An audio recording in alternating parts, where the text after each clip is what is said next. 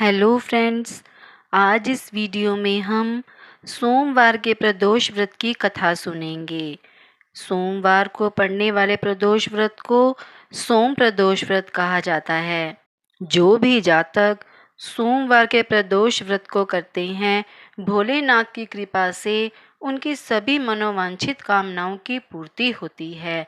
मान्यता है कि सोमवार के दिन प्रदोष व्रत को करके जो भक्त प्रदोष काल के समय भगवान शिव की पूजा करते हैं, उनके सभी पाप शिव जी नष्ट कर देते हैं और शिव भक्ति को प्राप्त भक्त उत्तम स्थान और सुख पाता है। सोम प्रदोष व्रत कथा के अनुसार एक नगर में एक ब्राह्मणी रहती थी।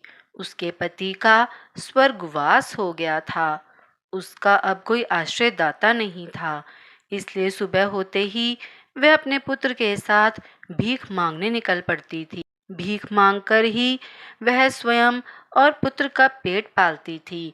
एक दिन ब्राह्मणी घर लौट रही थी तो उसे एक लड़का घायल अवस्था में कराहता हुआ मिला। ब्राह्मणी दयावश उसे अपने घर ले आई। वह लड़का विदर्भ का राजकुमार था। शत्रु सैनिकों ने उसके राज्य पर आक्रमण कर उसके पिता को बंदी बना लिया था और राज्य पर नियंत्रण कर लिया था, इसलिए वह इधर उधर भटक रहा था। राजकुमार ब्राह्मण पुत्र के साथ ब्राह्मणी के घर रहने लगा। तभी एक दिन अंशुमती नाम की एक गंधर्व कन्या ने राजकुमार को देखा तो वह उस पर मोहित हो गई। अगले दिन अंशुमती अपने माता पिता को राजकुमार से मिलाने लाई। उन्हें भी राजकुमार भा गया। कुछ दिनों बाद अंशुमती के माता पिता को शंकर भगवान ने स्वप्न में आदेश दिया कि राजकुमार और अंशुमती का विवाह कर दिया जाए। उन्होंने वैसा ही किया। ब्राह्मणी प्रदोष व्रत करती थी। उसके व्रत के प्रभाव और गंधर्वराज की सेना की सहायता से राजकुमार ने विदर्भ से शत्रुओं को खदेड़ दिया और पिता के राज्य को पुनः प्राप्त कर अनंतपूर्वक रहने लगा।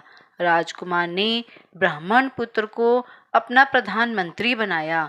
ब्राह्मणी के प्रदोष व्रत के महात्म्य से जैसे राजकुमार और ब्राह्मण पुत्र के दिन फिरे, वैसे ही शंकर भगवान अपने दूसरे भक्तों के दिन भी फेरते हैं।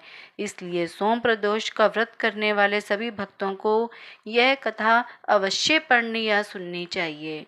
तो ये थी सोम प्रदोष व्रत कथा। अगर आपने अभी तक मेरे चैनल को सब्सक्राइब नहीं किया है तो मेरे चैनल को सब्सक्राइब करें, मेरी वीडियो को ज़्यादा से ज़्यादा लाइक और शेयर करें और कमेंट करके बताएं कि आपको मेरी वीडियो कैसी लगी।